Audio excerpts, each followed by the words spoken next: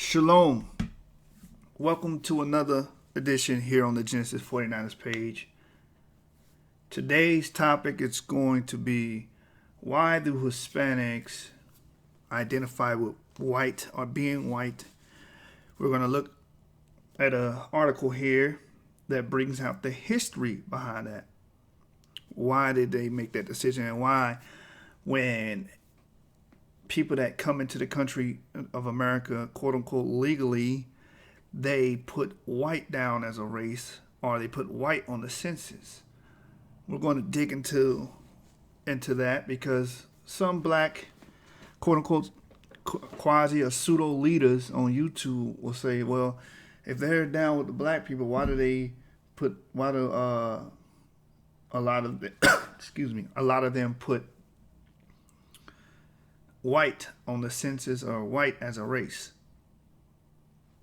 So that's what we're going to answer that question today. If anybody else has that question, it will be answered today. Be it the Lord's will. I want to say shalom to all my Hebrew brothers, and shalom to brothers of different ideologies as well. You're welcome to the page as well. The information is for you as well, because we're here to bring all of our brethren under one banner. That's why we provide this information, because this is something that could potentially or is dividing the black and Hispanic people, and we can't reach our zenith, if you will, if we continue to be separate. It's just not going to work. Okay? So, as I stated before, I have an article before you, and we'll be digging into it. I will leave the article link within the description of this video. Right? It's on nper.org. Code Switch Race and Identity Remix. The topic is on the census: who checks Hispanic, who checks white, and why, by Gene Demby. See, that's a brother right there. It was made in June the 16th, 2014. It says, we've been talking a lot lately about who fills out the census in what way. It's an ongoing preoccupation of Code Switch, and one shared by Julie Dowling. Dowling, a University of Illinois sociologist whose book Mexican Americans and the Question of Race came out earlier this year. As the daughter of a Mexican American mother and Irish American father, Dowling knows all about the complexities of filling out the race question on the census form. So this person really isn't a Mexican. This person is really of the Irish. If it's a Caucasian, then they would be of quote unquote Caucasian race, even though that's a pseudonym as well. But continuing on, I interviewed Dowling about her research, and she shared some fascinating insight about the gap between how people fill in census forms and how they think of themselves. On the history of Hispanic on the census questionnaire. In 1930, Mexican was put on the census questionnaire as a race. This was during the Depression, and it was a time period when the government was rounding up people. What people were being rounded up during the Depression? Mexicans. Whether you had documents, paperwork showing you were born in the country, you was a citizen, you were illegally deported in the 1930s. Why? Because they blamed the Mexicans for the Great Depression. They blame us for everything. They blame, because we are the Israelites that the Bible speaks of. Okay? That's why the scripture says our oppressors accuse us daily. I think that's in Jeremiah or Revelations. We fit the scriptures. The scriptures are our past, present, and future. It's our reality. Stop looking at it as some kind of dogmatic tradition. It's reality. But anyway, let's read on. It says, in 1930, Mexican was put on the census questionnaire as a race. This was during the Depression, and it was a time period when the government was rounding up the people. And I'll also be doing a separate video bringing out the accounts of this heinous act that the United States government did to the Mexican people, illegally deported them into Mexico. A large chunk of those people, a considerable amount of those people, couldn't even speak Spanish. And they basically separated families, man. Read Deuteronomy 28 about the curses. You Hispanics fit the curses as well. Let's read on. They used the census in the 1940s to locate Japanese Americans for internment camps. Right, that's after what they did to the Mexicans. So people didn't want to be, excuse me, to be identifiable on the census because they were afraid of the government. So that answers the question of the video, but we're going to dig deeper into this article. It's not that long. But this is why they identify, excuse me, as white. This is the history behind it. It's because during the 1930s, they were wrongfully being deported, whether they had papers, whether they were quote unquote legal or not. So they identify on the census as white. But let's read on to avoid that from happening. Today, everyone wants to be counted. Now, everybody wants representation. But at that time period, people did not want that. And they also did not want to be racialized. This was a time where the best avenue for people to fit in was to claim whiteness. This is where that spirit comes from. This is why. This was out of fear. In 1929, the League of the United Latin American Citizens, LULAC, a Mexican-American organization formed in Corpus Christi, Texas. One of their main organizing efforts was to get Mexican off the 1930 census. They protested, "We are a white race. We are Americans." Why were they doing this? Because they were scared for their people. Because their people were being rounded up if they were Mexican or identified with being Mexican and taken and basically deported back to their land illegally, unlawfully, even though they had citizenship, because they were being blamed and accused of causing the Great Depression. A lot of people don't know that. A lot of people don't know this history. They don't know about this atrocity. A lot of the stuff that happens to Jacob is hidden. You got to dig this information up. The Mexican government itself protested the category because the entire Southwest used to be part of Mexico. And excuse me, when it was taken over by the United States, they promised Mexico that the Mexican residents there will be treated as full citizens. Let me read that again. And when it was taken over by the United States, they promised Mexico that the Mexican residents there would be treated as full citizens. A lot of people were, what's the word I'm looking for? Grandfathered in. Basically, from this, they gained citizenship. Since the United States government was trying to, basically make good of a bad situation, because this whole thing was just illegal for them to take Texas, annex Texas, and take California from the Mexican Republic at this time in the mid to late 1800s. You understand? This was all evil and wicked. So he was like, okay, so we're going to promise the Mexican residents that live in these lands citizenship.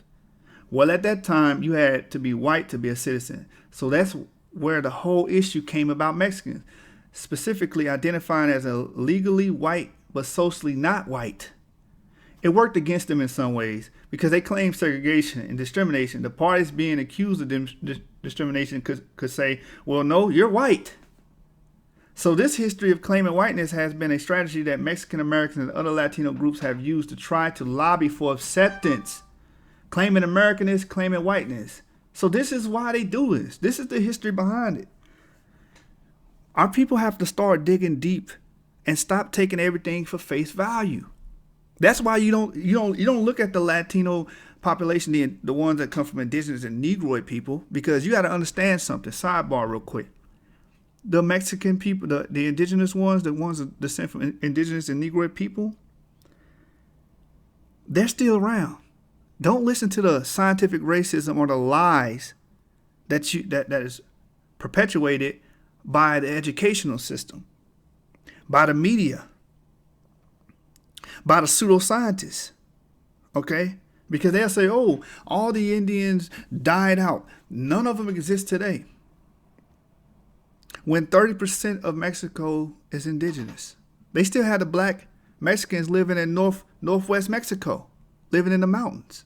I think the Tahara tribe, the Mosquito people, they're still dark-skinned. Some still retain their woolly hair. But they're gone. The Jibaro people of Puerto Rico,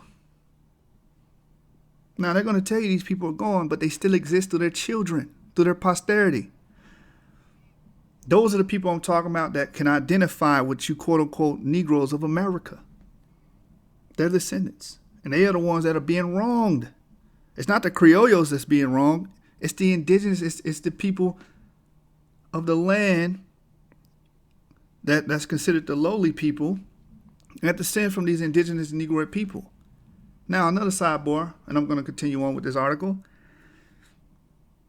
They're trying to make small, or trying to make it look so minute, the dark populations in the Latino countries. I think it's 19 Spanish-speaking countries in the Western Hemisphere, I believe, or 19 period.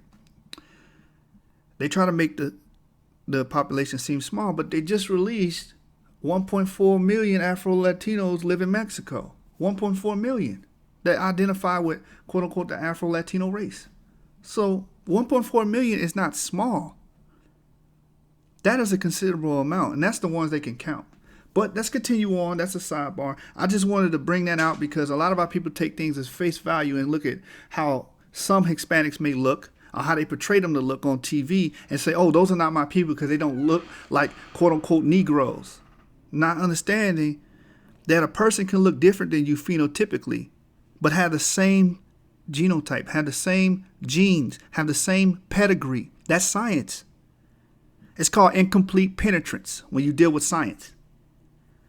And when you look up the definition of incomplete penetrance and what it's about, it clearly states that genomes are not always comparable or coincided or expressed through phenotype 100% of the time.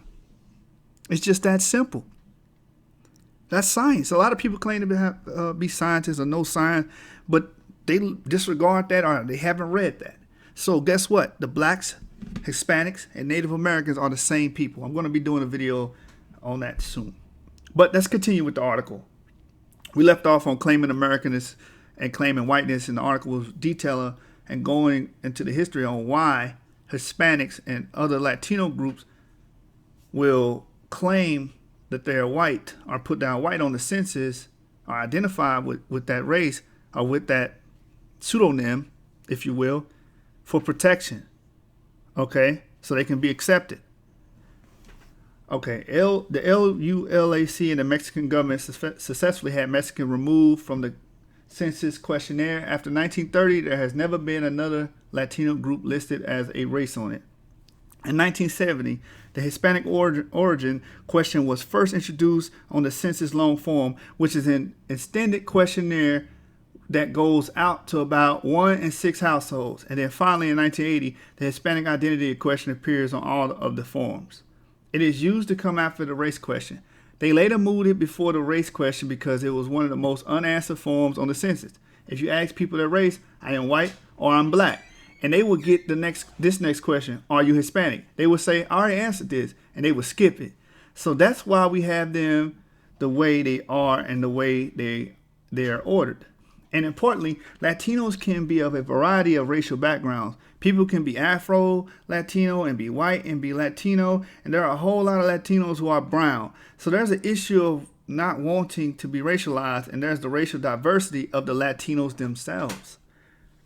That's what the scriptures say. That Ephraim, which is the head of the Latinos, the indigenous ones and the ones that come from Negroid background and patronage and pedigree, that Ephraim should be a cake not turned. Okay?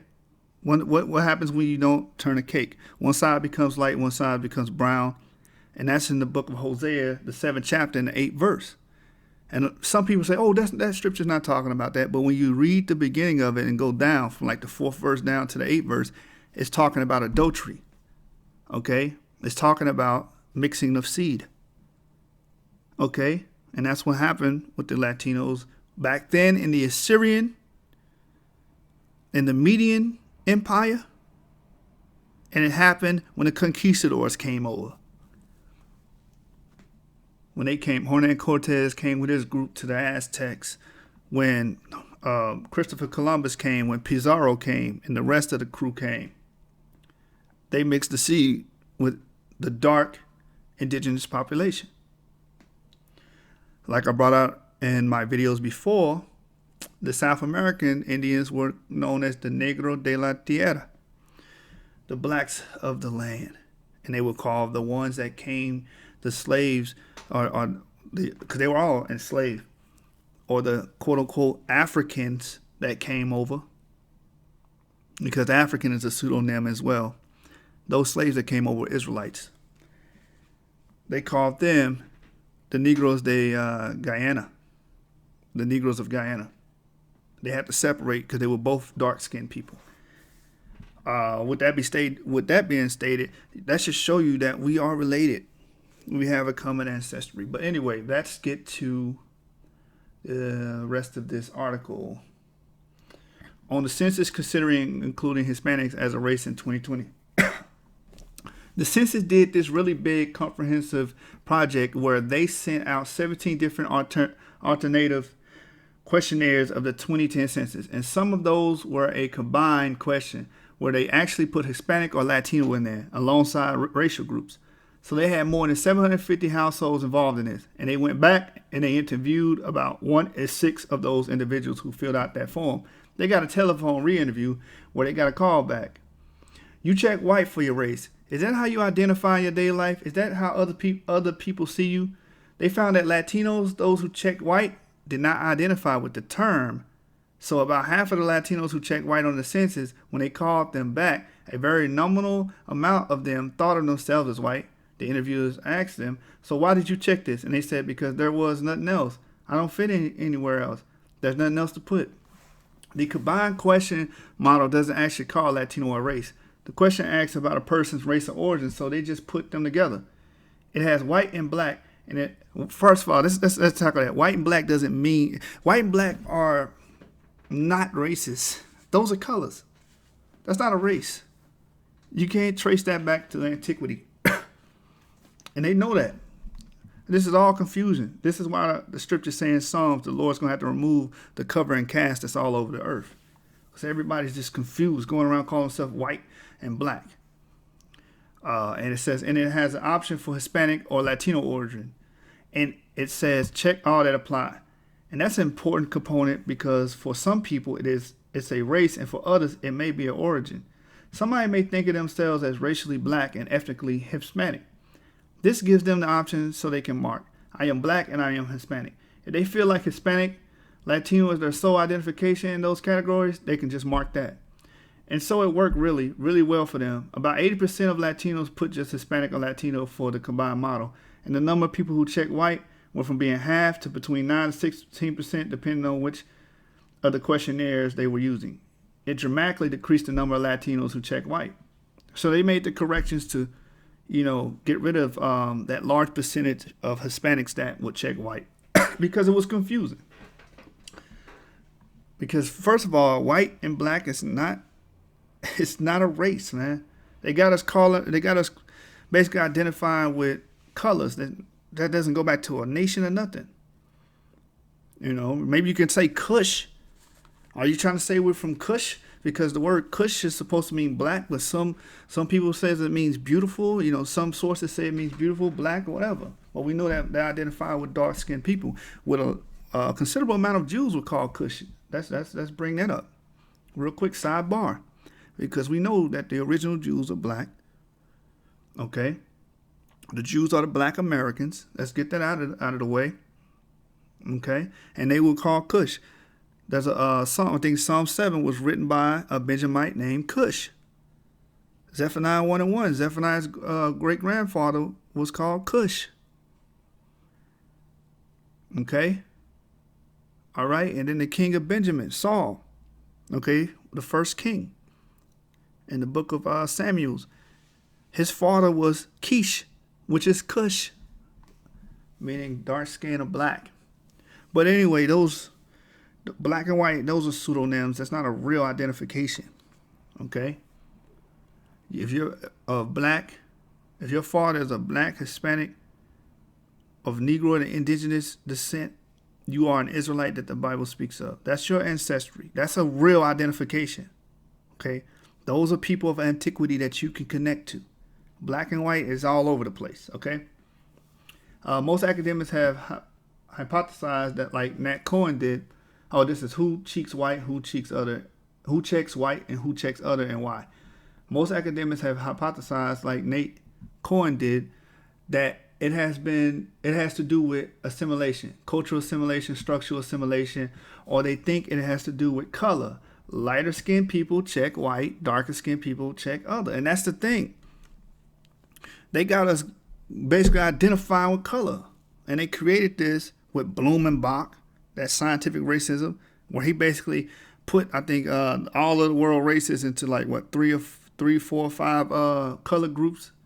He said red was the Indian, black was the African, white was the European, and yellow was the Malaysian or Mongolian. That was his doing. He created that. Scientific racism. Effectively removing any ancestry or ancestral ties to ancient people by calling you a color. Let's read on. What I found in my research is that in Texas, 2/3 of the Latino population checks white. And if you look at where they check white all along the U.S.-Mexico border, 80 to 90% of them are checking white. These are areas where there are a lot of Spanish language maintenance. There are high immigrant populations, and in many of these populations, there are a lot of low-income people. When you look at the national data for who checks white and who checks other, you see people who check white are a little higher income, a little higher educated, perhaps less likely to speak Spanish.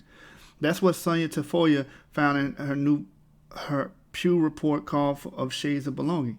What I looked at and found in Texas was that it was actually the lowest income group that was most likely to check white, and that the people who checked white were likely to speak Spanish as those who checked other race. And so I looked at the measure of ideology. Those people who checked white were more identified with this ideology of using whiteness as a strategy, while those who checked other were more identified with anti-racist politics or identified more with immigrants with African Americans. With immigrants with African Americans. So it wasn't so much color or assimilation, but what a strategy they used to combat the discrimination they face, because the overwhelming majority of the people I spoke to experienced discrimination. So he was doing field research. He went out and talked to the people. Whether they identified as white or whether they identified as other, some of the lightest people checked other and some of the darkest people checked white. It wasn't a skin color issue, assimilation issue. It was a strategic issue because they don't want to be singled out. Because Latinos, contrary to popular belief. See, Negroes think that Latinos, nothing happened to them. They got lynched. They get killed by police unlawfully too. Okay, they get discriminated against. They get denied jobs. Okay, they get ripped from their families too. CPS ain't only going to the black neighborhoods, it's affecting the Hispanic neighborhoods as well. They in poverty, they impoverished with you. Their neighborhoods are right next to yours. The definition of Hispanic and Latino varies by region. In Texas, the term that most commonly used is not Latino, it's Hispanic. When I interview people and ask who is Hispanic, the most common response that I got was, it's someone of Mexican origin who was born here. And part of that is the overwhelming majority of Latinos in the state are people of Mexican origin. So they use that term. This is similar to New Mexico. Hispanic became the category that means a U.S.-born Mexican-American person. For example, when I was doing an interview someplace, I told one of my key informants that I wanted to interview some immigrants. She said, I didn't know you wanted to interview immigrants too. I thought you just wanted to interview Hispanics. If you ask somebody in New York who is Hispanic, they're going to give you a different answer. If you talk to somebody in Florida, they're going to have a different answer. So these terms have different meanings throughout this country. And so we have this federal form in the census that goes out. How do you capture that? There's a number of individuals who identify as Hispanic but don't specify a national origin. In 2000 census, it was 17%. In most recent 2010 census, it was 8%. They just check Hispanic on the questionnaire. And a lot of these individuals live in Texas and New Mexico. And they are telling the census that they're Hispanic. But to them, that means I'm Mexican and I'm born here. A whole lot of other people, some other race, is now the third largest racial group after white and black. Black, white, and other. Come 2020, the way the demographics are shifting, it will become the second largest race in the country. This isn't the 50s anymore. We don't live in, we never have lived, frankly, in a black, white, and other world. There are lots of groups here, and we deserve recognition. And to be included, there are a lot of fear out there about what this means. A lot of it is sort of people not understanding that they're not trying to homogenize Latinos into one racial category. It's about giving people more options, not less options to identify themselves. And that's the end of the article. That was a great way to end it. By the way, like I said, I will be putting the article within the description of this video. So you guys, if you want to check it out or reference it or share it on Facebook or any social media platform, you can. Before we conclude, I want to say share the video on the social media platform. Subscribe to Genesis 49, or subscribe to the channel, and more videos like this, more informative information will be brought out on this channel. I'm going to make sure and make it my duty to bring forth information to this channel. You know, I'm an Israelite. I bring forth this knowledge. I'm not just going to sit here and throw precepts in your face all day. I'm going to give you the understanding so you're able to have an answer and you're able to be educated, okay, and so the community can be more scholarly on these topics, because these things tear us apart as a nation. The Black and Hispanics, we have to get it together. We have to break down those walls of partition and get back on track to being the greatest nation on this planet. With that, I say shalom to the viewers out there. Like I said, subscribe, like the video, put your comments below. With that, I say Genesis 49ers signing out.